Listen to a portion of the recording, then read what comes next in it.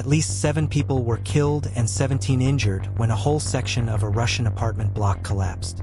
After it was struck by a Soviet-era missile launched by Ukraine and shot down by Russia, Russian officials said.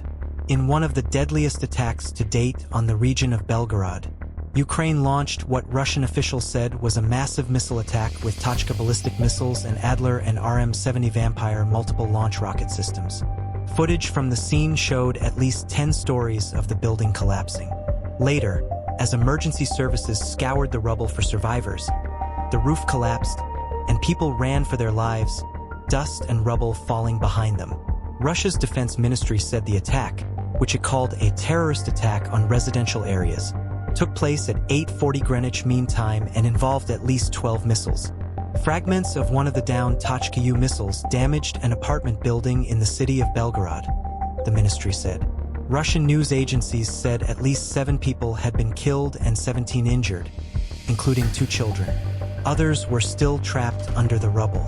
Both Ukraine and Russia say they do not target civilians, though many civilians have been killed in the war by both sides. Russian Foreign Ministry spokeswoman Maria Zakharova said that the strike was a targeted attack on civilians, which showed the criminality of both Ukraine and its backers. There was no immediate comment from Ukraine on the attack.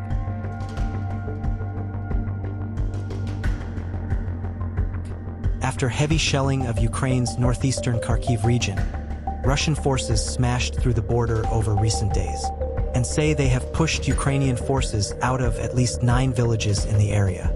The move threatens to open a new front and has forced Ukraine to dedicate additional troops to the area, just as Russian forces advance at key points along the front in the south and the east. Russian troops on Sunday said they seized another 4 villages: Hadish, Krasna, Morikovets, Olinikov in Kharkiv region in Ukraine.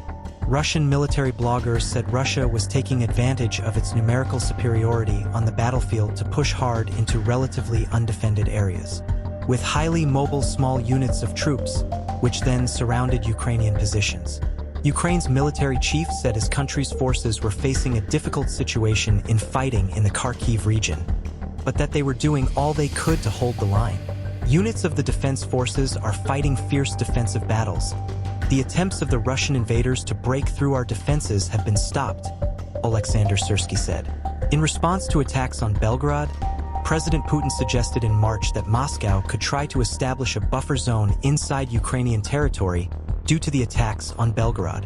Russia invaded Ukraine in February 2022.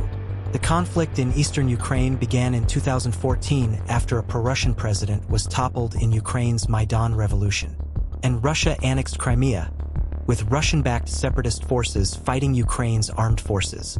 About 14,000 people were killed there between 2014 and the end of 2021, according to United Nations High Commissioner for Human Rights, including 3,106 civilians.